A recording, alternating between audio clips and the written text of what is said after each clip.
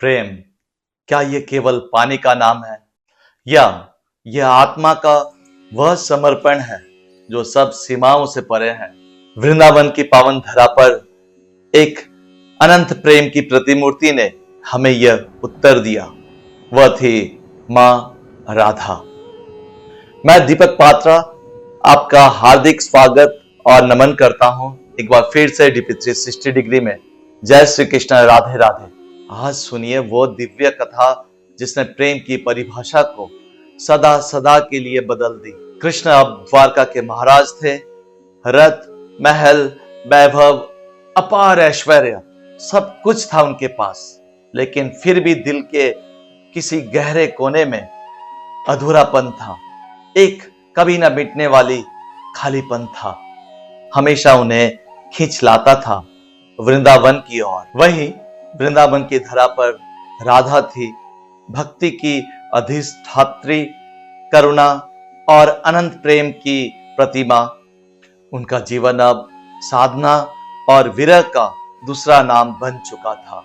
जब उनकी आंखें बंद होती तो उन्हें सुनाई देती बस एक धुन, कृष्ण की बांसुरी की अमर गुंज।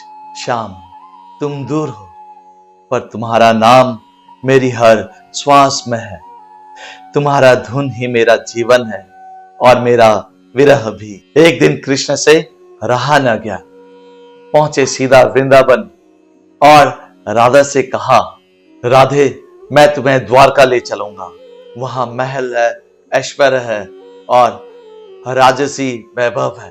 तुम्हें वहां किसी चीज की कमी नहीं होगी। राधा मुस्कुराई, वो मुस्कान जिसमें ममता थी, करुणा थी और असीम समझ थी। एक ऐसा मुस्कान जिसने कृष्ण को भी निशब्द कर दिया।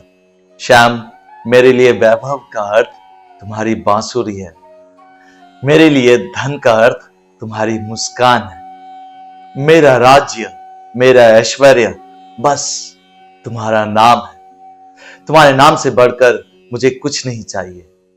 अब मेरा समय पूरा हो चला है, पर तुमसे एक निवेदन है।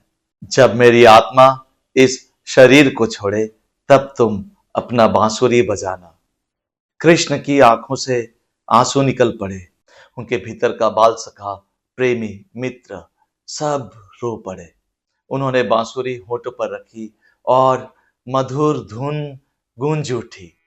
उस धुन के बीच राधा की सांसें गहरी होती चली गई। उनके चेहरे पर एक अलौकिक शांति छा गई और जैसा पूरा ब्रह्मांड उन्हें अपनी गोद में समेट रहा हो। धीरे धीरे उनकी सांस थम गई और राधा उस धुन में हमेशा के लिए विलीन हो गई। कृष्ण स्तब्ध रहे। उन्होंने अपनी बांसुरी मां राधा के चरणों में रख दी और प्रण लिया, मैं आज से यह बांसुरी कभी नहीं बजाऊंगा। उस दिन से कृष्ण ने जीवन भर कभी अपनी बांसुरी नहीं बजाई।